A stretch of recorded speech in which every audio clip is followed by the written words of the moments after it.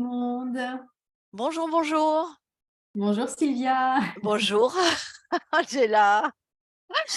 Alors, on est très heureuse de vous proposer ce premier épisode. Alors, on ne lui a pas encore donné de nom, mais en fait, on avait envie avec Sylvia de vous faire découvrir le Chimamanda et surtout quelles sont ses applications. Pour ceux qui ne me connaissent pas, je suis Angela Jabert, je suis mentor, j'accompagne les personnes à créer de la croissance dans leur vie grâce à la neurobiologie et les sagesses ancestrales, dont le Chimamanda. Sylvia Cordonnier, je te laisse te présenter, Sylvia. Moi, je m'appelle donc Sylvia Cordonnier. Je suis consultante et formatrice en Chimendunjia. Je pratique depuis de longues années le Feng Shui, l'astrologie chinoise, etc. Mais ma passion, c'est vraiment le Chimen qui me permet en fait d'apporter des réponses aux gens et puis de les aider à avancer globalement dans leur vie en ayant une meilleure connaissance de leurs capacités et de leur puissance intérieure.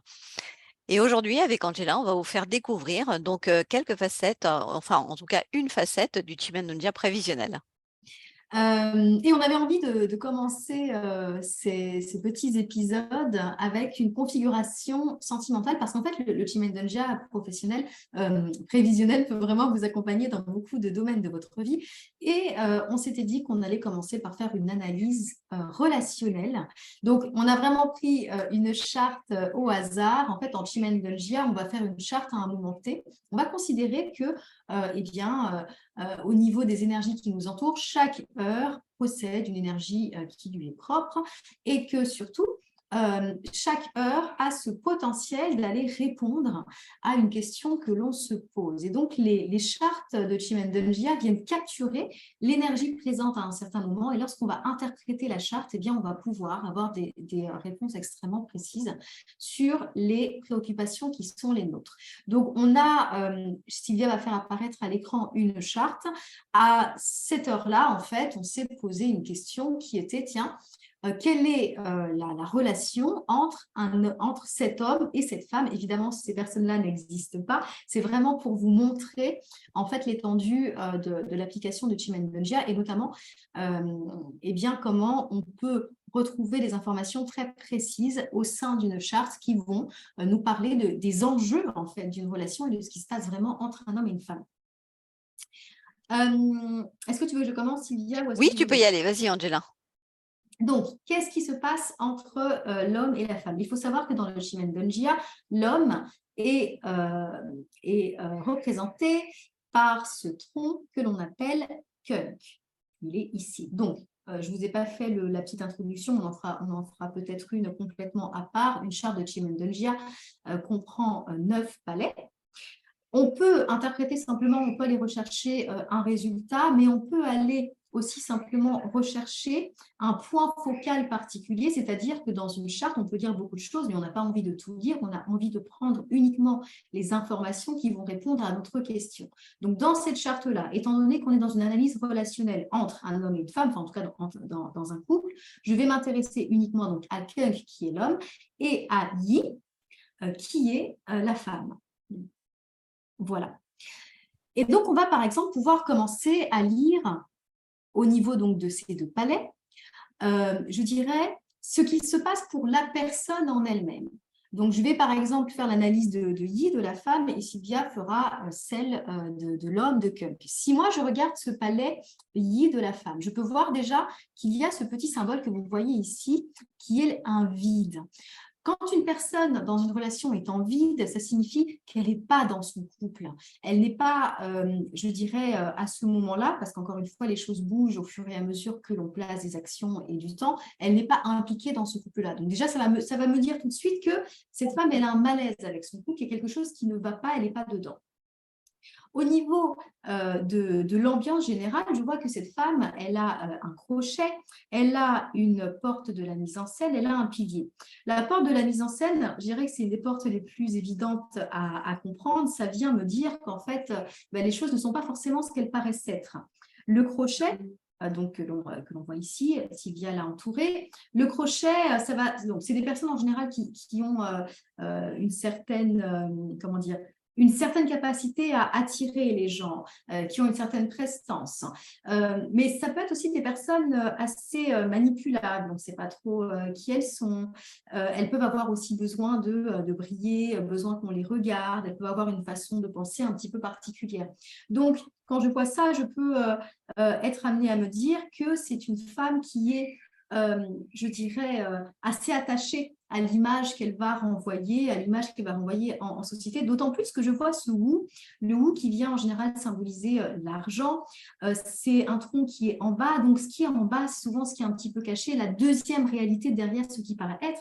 Donc je peux me dire que cette femme, en réalité, ce qui se passe, c'est que elle doit avoir, ce couple doit avoir une situation sociale, financière assez intéressante, ce qui est quand même, mais après, ça c'est Sylvia qui le dira, confirmé par l'herbe céleste qu'on voit ici, et qu'elle n'a pas envie de perdre cette prestance-là. Elle n'a pas envie de donner une image qui ne soit pas bonne. Donc, elle est, je dirais,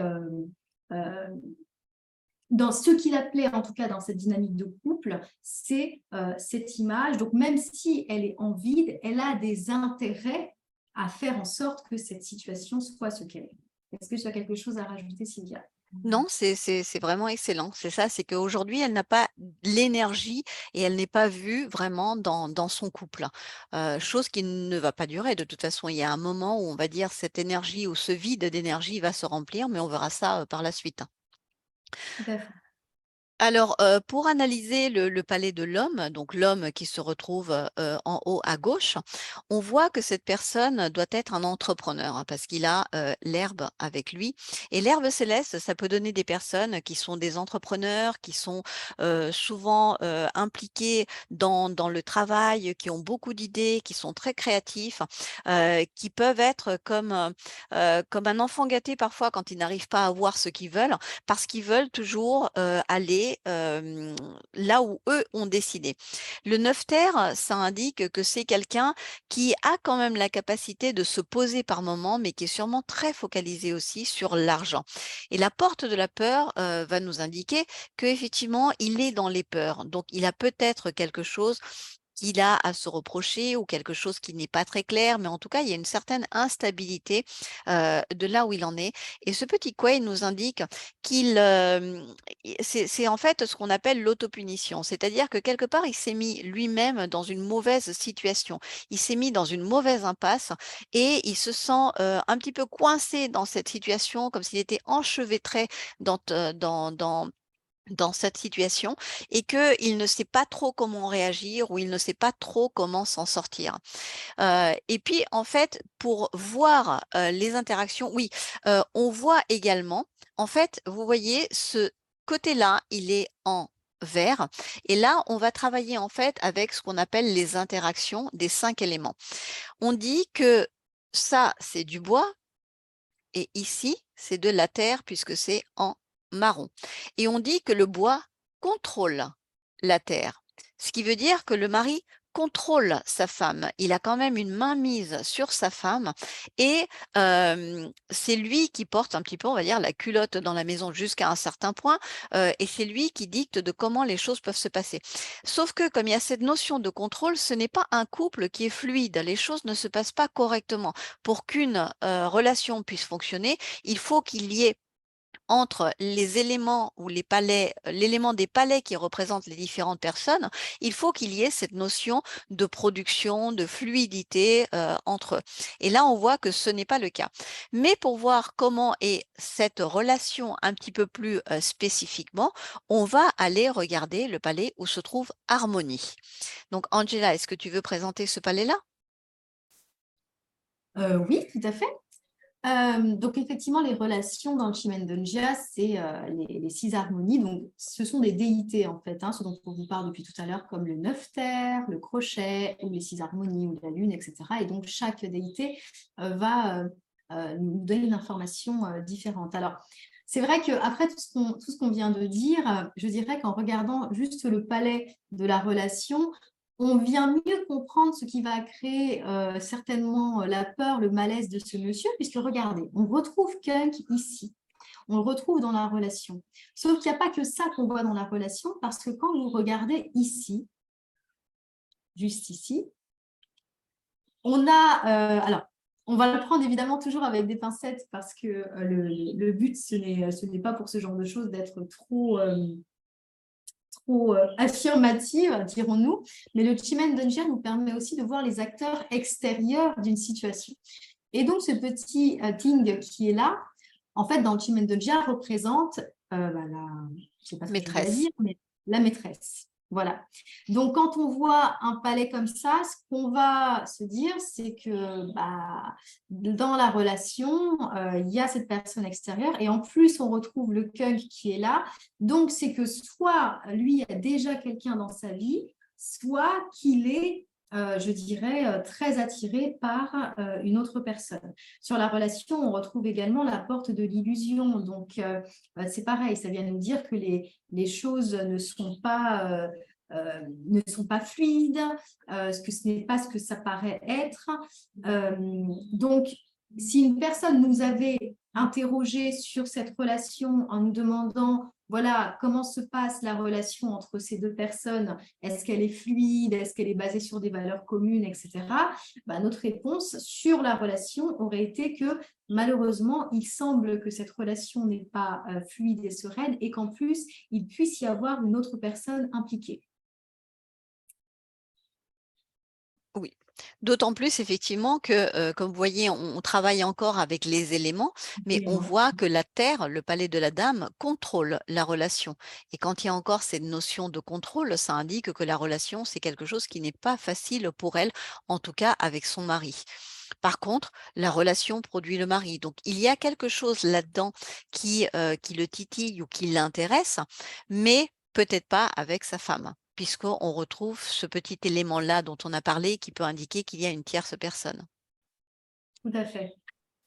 Et tout à l'heure, Sylvia, donc, quand on préparait l'enregistrement, soulevait quelque chose d'intéressant, c'est que peut-être que le mari aurait pu nous interroger en nous disant, voilà, j'aimerais me séparer avec ma femme. Est-ce qu'il est possible que cette séparation se fasse et ce, dans des bonnes conditions? Donc, Sylvia, peut-être que tu peux nous interpréter le palais de l'Est pour qu'il réponde à cette interrogation. Alors, si on prend le fait d'arrêter la relation, on voit que de toute façon, le fait d'arrêter la relation, c'est ici, se trouve dans ce carré-là, dans ce palais-là, et que c'est quelque chose qui est avec lui, puisque ce sont deux palais qui sont de l'élément bois. Sauf que le fait d'arrêter est pour l'instant, comme la femme, avec ce petit signe de vide sur le côté, de manque d'énergie pour arrêter. Les configurations à l'intérieur sont très, très positives. On voit globalement qu'il y a beaucoup de rouge, ce qui veut dire que effectivement pour lui, c'est quelque chose qui peut être important, c'est quelque chose qui serait beaucoup plus intéressant ou beaucoup plus porteur. Cependant, ce n'est pas d'actualité au jour d'aujourd'hui. Alors, quand est-ce que ce genre de choses pourrait se mettre en place? Alors, en Chimène, on va travailler justement sur les moments où ces vides vont se remplir. Et chaque case va représenter des mois, des années, etc. On voit que la personne, la dame qui avait posé la question, qui se retrouvait avec ce petit signe de vide, se trouve ici, dans ce palais-là.